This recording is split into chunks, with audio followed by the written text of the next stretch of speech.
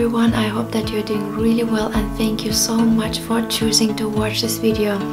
In today's video I wanted to share with you something that really works for me, and this is a great starter if you want to start decluttering your home but you are not sure how to do it, you don't know what to get your hands on. This is something that you can do. I know that there is no one single technique that will work for everyone, and although I often praise Marie Kondo's decluttering technique where you bring all the things together in one pile and start decluttering from there, I know that this might not work for everybody.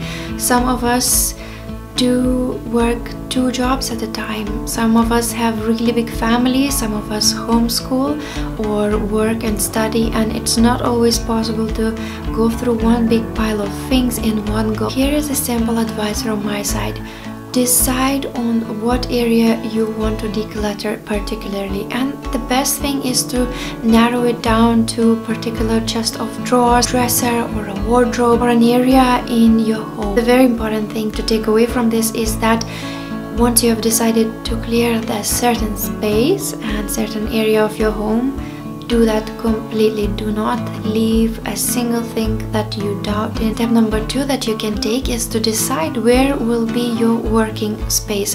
So for example, you can decide that you will clear out the table. Clear floor space will also do as good. Just decide where you will put all the items that you are planning to declutter. For the next decluttering step, I would suggest you to have 4 boxes or 4 bags, and we will classify them for different things. So the very first one can be used for donations or the things that you perhaps want to sell. You can decide if you want to include the 5th box or a 5th bag, so you can have one for sale items and one for donations. Some people decide that they want to donate good things that they can sell, and some people decide that they want to earn extra cash, and both things are good. Another box is for throwaway things. So these are the items that can no longer be used by anybody.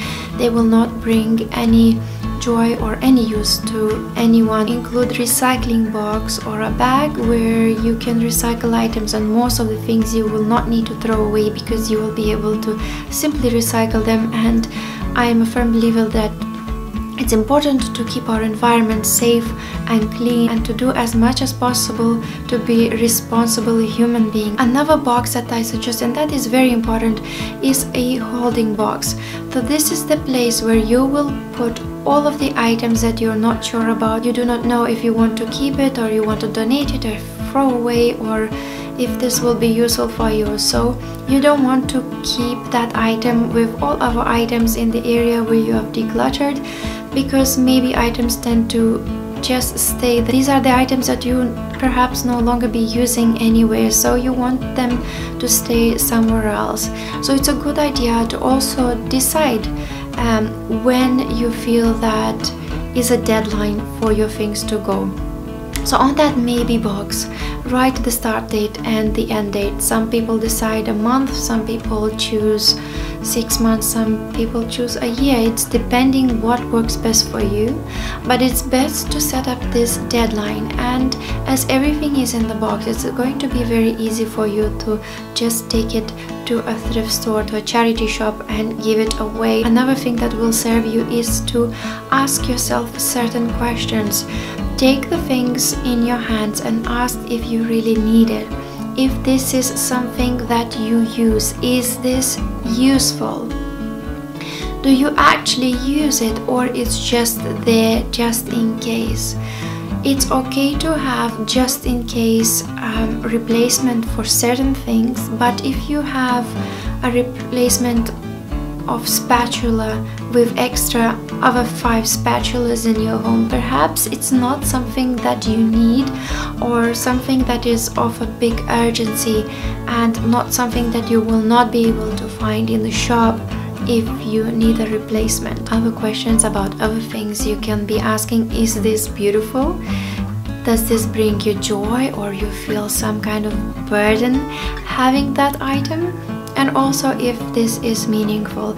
And that goes with the souvenirs that you've got, and maybe different gifts, unwanted gifts especially. And if there is true meaning behind it, if you feel that it's needed in your space, then keep it. Of course, some areas of your home will be easier to declutter. For example, if you decided to declutter your junk drawer, your fridge, or your shoe rack, these areas will be much easier for you to declutter. But if you want to work on your memory box, on the nostalgic things, that will take a little bit of more time, a little bit of more thought. So allow yourself enough time for specific areas. As I've already mentioned, take time for each item to physically touch and place them in the designated box or in the area that you have already decluttered for the place where this thing is going to belong to. Box up all the items to appropriate box or tie it in the bag and do appropriate next actions. If something needs to be donated, do not store it in your storage bag. Just go the very same moment after you finished decluttering, have a cup of coffee and go to charity shop. Also, you can go to charity shop and get yourself a nice cup of coffee for the great job that you've done. And the very last thing is to appreciate the place that you have already decluttered. Take a good look. This will give you a boost of energy, a feel-good atmosphere. You will suddenly see that there is some breathing space in that area, and you will feel motivated to move on to the next areas. These are the little tips that hopefully were useful for you and that you will try it. It's great if you are deciding on starting to declutter your space, so start from there and take it from there. You will see how much joy you will find in your new cleared up space. I hope that you take good care of yourself, and I will see you in my next video soon. Bye bye for now.